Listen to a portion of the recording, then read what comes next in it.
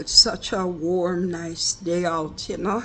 In a couple of weeks, it'll be back to dismal and gray, you know. So I just took a walk on my lunch break. You don't know I'm a work at home person.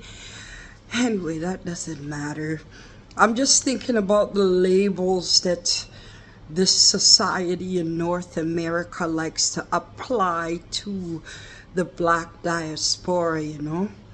Even though society is fully aware that we have a million reasons to be angry.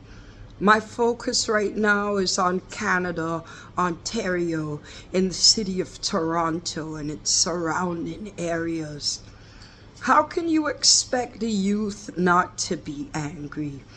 This morning I was thinking about how black people are denied denied having underlying issues applied to some of the reasons why they may feel that crime is the only answer, you know. First, I'm going to quote Bob Marley. Bob Marley says that a hungry man is an angry man. You know, and a lot of our black youth, not just the youth, but black people on the whole are hungry. And I don't mean that as an insult. Put it this way. All of the job placement programs that were established to serve the black diaspora, they're all gone. When you look at youth programs like YES, Youth Employment Services, and those stuff, from the time they're displaying a new program or a new opportunity, the image that they attach to the announcement alone should tell you the diaspora that they intend on serving, which is the South Asian diaspora. After they hire their quota of minority, then comes Charlie, Billy, Bob, and Joe. Where does that leave the black youth, you know? Nowhere. And then another thing that they do to make it even harder for black people to get a job is they charge them for any little thing. If I were to say something right now that steps out of what I'm permitted to say publicly on social media, I would hear tap, tap, tap at the door. Only thing I wouldn't be as fortunate as that white lady who said what she had to say about the government. I'm quite sure they'd be dangling their silver city bracelets, if you get what I mean. Click, click, you know. So what do you expect people to do? You do any and everything to make sure that you label us as criminals. So even to apply to stack boxes in a local grocery store, if that red X goes off like you're on Family Feud, to show you have a record, you ain't getting the job. It's already a competitive job market. So there's no programs in place that is designed to serve the black diaspora, especially the youth, with job placement programs. If you jaywalk and they catch you and they haven't had their coffee yet, you could bet your bottom dollar they're gonna charge you. It's gonna go on your record before you're even convicted. And you say, let me do my fingerprints or do a sterling background check, it will come back incomplete, even though you haven't been convicted. So you see all of the barriers and underlying issues that are there for black people. Now, I'm in no way saying, yeah, crime is understood because of this issue and that issue, but you know what? Use your social imagination.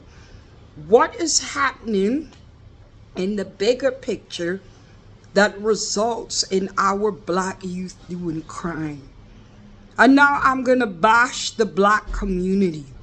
Most of our black nonprofits, they're not really worried about or concerned or have it in mind. Gee, this year I'm going to apply for funding to open up job opportunities for more black youth. Of course not.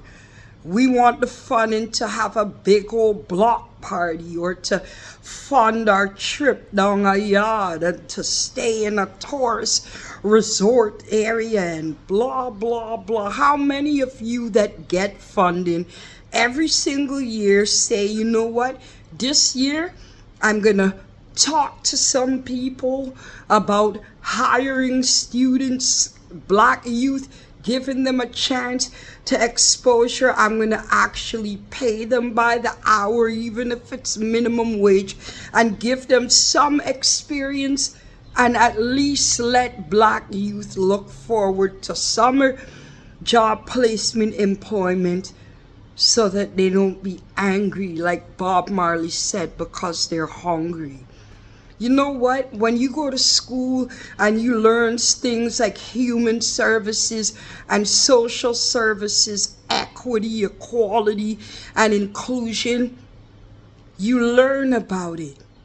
But you also learn the minute you graduate and receive your diploma, all of that equity and your social imagination they tell you to use and yada yada, it's not applicable to the black diaspora.